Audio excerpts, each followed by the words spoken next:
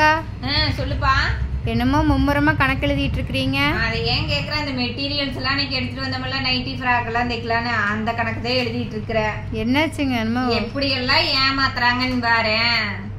என்னாச்சுங்கக்கா? அடது ஏன் கேக்குற? அது எடுத்தாந்தும் 5-6 மாசம் ஆகி போச்சு. அப்பவே கணக்கு பார்த்துருக்கோன்னு நாங்களும் பார்க்காம விட்டுட்டோம்.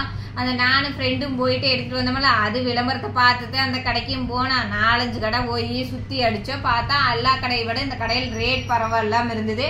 நாம சுத்தி அடிச்சே டயர்ட் ஆகி போச்சு. அந்த கடையில பாக்குறதுக்கு மெட்டீரியல்ஸ் கலெக்ஷன்ஸும் நல்லா இருந்தது. ரேட்டும் பார்த்தா எல்லா கடையை விட 10-15 ரூபாய்க்கு மேல மீட்டர் கம்மியா இருக்கும். சரி இங்கேயே எடுத்துக்கலான்னு அவங்களும் ரேட்டை கம்மி பண்ணி கேட்டா, இவ்வளவு பண்ணி கொடுப்பீங்களான்னு அழகா பண்ணி கொடுக்குறோம்னு சொன்னாங்க. அப்புறம் சரின்னு போட்டு நாமளும் எடுத்துக்கல, இன்னையே அங்கேயும் இங்கேயும் சுத்தோன்னு எடுத்துக்கல அப்படின்னு சொல்லி போட்டு சரி அந்த கடையிலேயே நாங்களும் ஃபைனல் பண்ணிட்டு எங்களுக்கும் ஃபுல்லா சுத்தி டயர்ட் ஆகி போச்சு.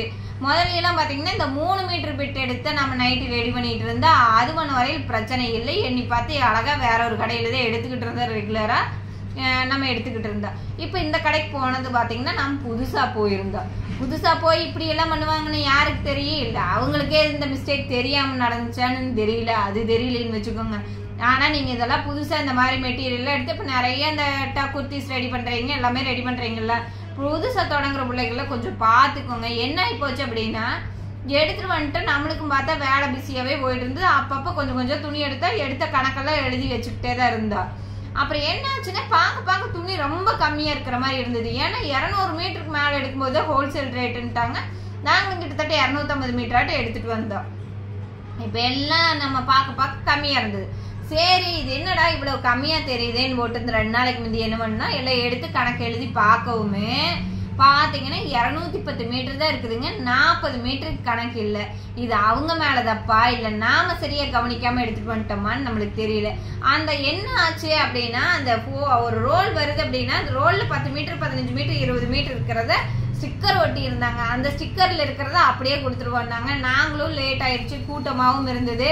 நாங்களும் அங்க சுத்தி இங்க சுத்தி டயர்ட் ஆயிருச்சு. சரி ஓகே அதை அப்படியே எடுத்துட்டு வந்துடலாம் அப்படின்னு சொல்லிட்டு, ஏன்னா 250 மீட்டர் எப்ப என்றது அவங்க சொல்றதுதான் கணக்கு அப்படின்னு சொல்லி போட்டு நாங்களே எடுத்துட்டு வந்துட்டோங்க. அதுக்கான ப்ராப்பரா நாங்க பில்லும் போட்டுக்கல, எடுத்துட்டு வந்துட்டோம். இங்க வந்துட்டு துணியை கொஞ்சம் கொஞ்சமா நம்ம சேல்ஸ் பண்ணதான் நமக்கு டவுட் வந்தது, துணி கம்மியா இருக்கிற மாதிரி. அப்ப எல்லாம் கால்குலேட் பண்ணி பார்க்கும்போது இப்ப பாத்தீங்கன்னா 40 மீட்டர் கம்மியா இருக்குதுங்க. இது பாத்தீங்கன்னா 40 மீட்டருக்கு கணக்கு என்னாச்சு, ஏகப்பட்ட லாஸ் தான் இருக்கும். நம்ம எடுத்துட்டு ஒரு பெனிஃபிட்டே இல்லாத மாதிரி ஆயிருச்சு.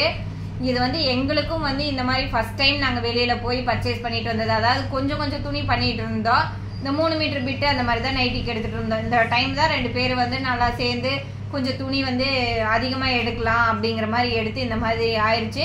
இது எதுக்காக சொல்றேன் அப்படின்னா, இப்ப நிறைய பிகினர்ஸ் எல்லாம் நிறைய குர்த்திஸ் ரெடி பண்றீங்க, புதுசா கடை ஓபன் பண்றீங்க, போயிட்டு எடுக்கிறீங்க. அங்க முடிஞ்ச அளவு செக் பண்ணி எடுங்க.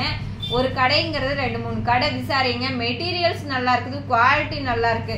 பட் இந்த மாதிரி ஒண்ணு இது நம்ம அவங்களுக்கே தெரியாம கூட நடந்திருக்கலாம். ஏன்னா அதுல அவங்க 4 மீட்டர் கட் பண்ணிட்டு ஒவ்வொரு பண்டல்ல வச்சிருந்தாங்க அப்படின்னா அது அவங்களுக்கும் தெரியாம கூட இருந்திருக்கலாம். அது யார் மேல மிஸ்டேக்குங்கிறது தெரியல.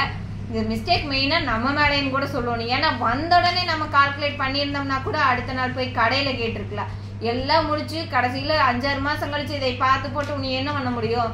எங்கேயும் போக முடியாது, அவங்க கிட்டையும் கேட்க முடியாது, நாம எதுவும் பண்ணவும் முடியாது. அதனால இனிமேல் நீங்க யாராவது இந்த மாதிரி பிசினஸ் பண்றீங்க அப்படின்னா முடிஞ்ச அளவு இதையெல்லாம் செக் பண்ணிக்கோங்க. ஆன்லைன்ல வாங்குறீங்க அப்படின்னா அது என்ன பண்ணணும் உங்களுக்கு தெரியும். இது ஆஃப்லைன்ல போய் நேரடியாக கடைக்கு போய் வாங்கி இந்த மாதிரி ஏமாந்து போச்சு. இப்போ நம்மளோட 40 மீட்டருக்கான காசு என்ன காசுங்க, ஏமாந்து போயிட்டோம் இல்லையா? அதனால நீங்க இந்த மாதிரி எல்லாம் பண்றீங்க, இந்த மாதிரி பிசினஸ் பண்றீங்க, மெட்டீரியல்ஸ் வாங்குறீங்க அப்படின்னா எவ்வளவு நம்பிக்கையான கடையா இருந்தாலும் சரி அந்த இடத்துக்கே நீங்க எண்ணி பார்த்து வாங்கிட்டு வந்துருங்க. இதுக்கு முன்னாடி எல்லாம் கொஞ்சம் கம்மியான துணி வாங்கும் போது நாங்களும் எல்லாத்தையும் எண்ணி பார்த்து எவ்வளவு மீட்டர்ஸ் இருக்குதுன்னு பார்த்து தான் வாங்கணும். இங்க இந்த இடத்துல நாங்க எந்த இடத்துக்கு ஏமாந்தோன்னே தெரியலைங்க, இந்த மாதிரி ஏமாந்துட்டோம். அதனால நீங்க யாராவது இந்த மாதிரி பண்றீங்க அப்படின்னா கொஞ்சம் செக் பண்ணி வாங்கிக்கோங்க. இந்த மாதிரி இடத்துல நீங்களும் ஏமாந்து உங்க காசையும் லாஸ் பண்ணிடாதீங்க. Thank you friends.